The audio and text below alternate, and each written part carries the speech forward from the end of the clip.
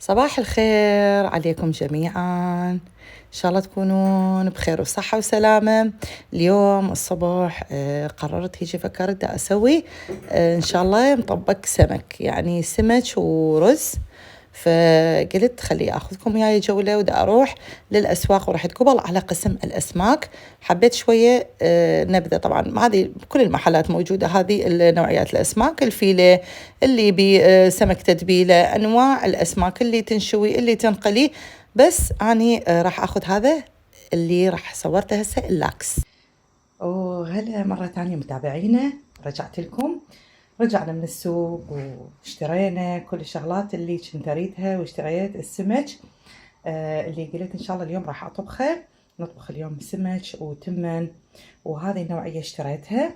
كانت بالمحل مثل ما وضحت كان أكثر من نوعية موجودة، بس هذه دائما نحبها.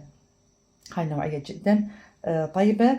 هي شوية بصراحة غالية، الكيلو تقريبا 18 يورو، بس مثل ما شفتوا كان اكو هواية يعني احجام، يعني نقدر احنا هي تقريبا من 10 يورو تبدي. هذه انا اخذتها ب10 و70 سنت، ما بيها اي شوك، والطعم جدا جدا طيب، وتنطبخ باشكال هواية عديدة. بالنسبة لي اني اشويها، بس ان شاء الله راح تشوفون اسويها ويا التمن. ابقوا وياي.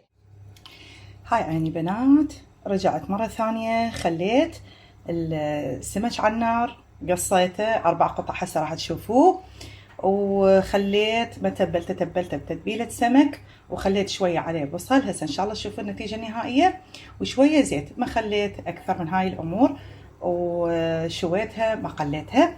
هسه شنو عندنا؟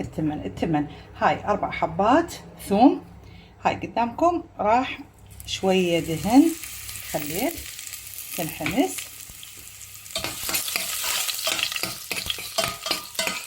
هاي مثل ما تشوفون تحمس بنات. عندنا الثوم، هسه نخلي التمن تقريبا قلاصين. هاي التمن عندي انا كنت منقعته حسب اللي يريد براحته، مثلا مو اللي ينقع يغسل ويخلي التمن بسمتي. المي عندي مفور.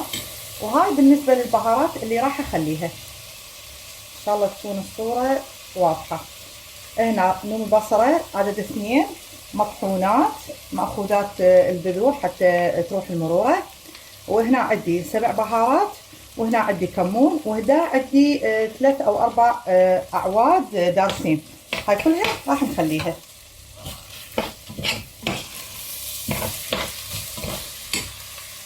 الملوحة انتي تتحكمين بيها.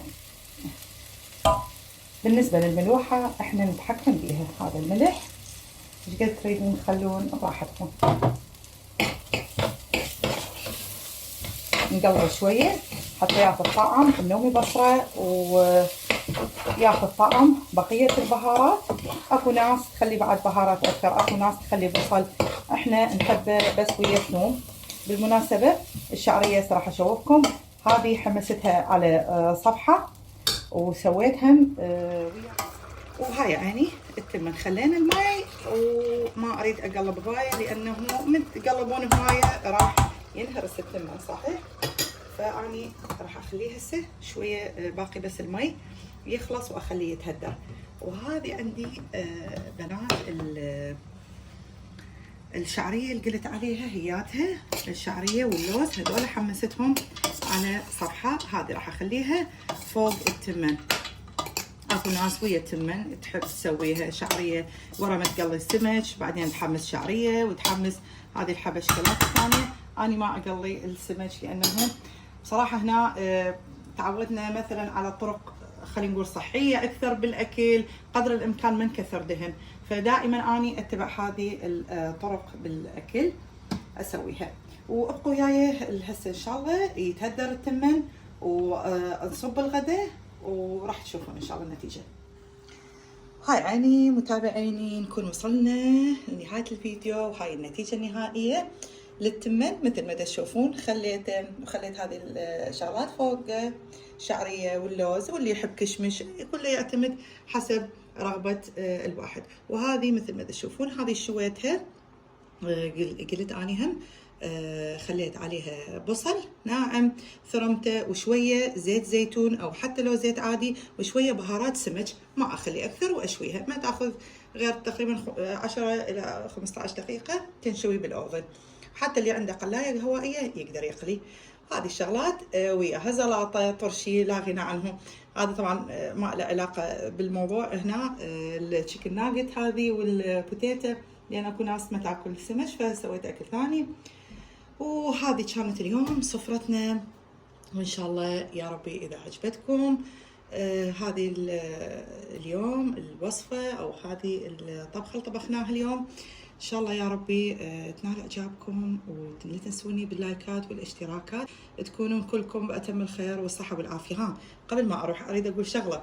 كنا إحنا طبعا أنا خالة مي اليوم ويا الغداء كانوا يقولون انه ما يعني لا تشربون لبن او شنينه ويا السمك، لانه يطلع، هاي اهلنا قبل يقولون حبوب بالوجه. طبعا كسرت القاعده واسوي دائما لبن، بس يعني الاسفه اليوم انه نسيت اصلا اشتري، وما كان عندي بالثلاجه، عبالي عندي بالبيت فما سويت وياه. بس انا كاسره القاعده والحمد لله ما طلع حبوب، يعني اكثر من مره مسويه لبن شنينه ويا السمك.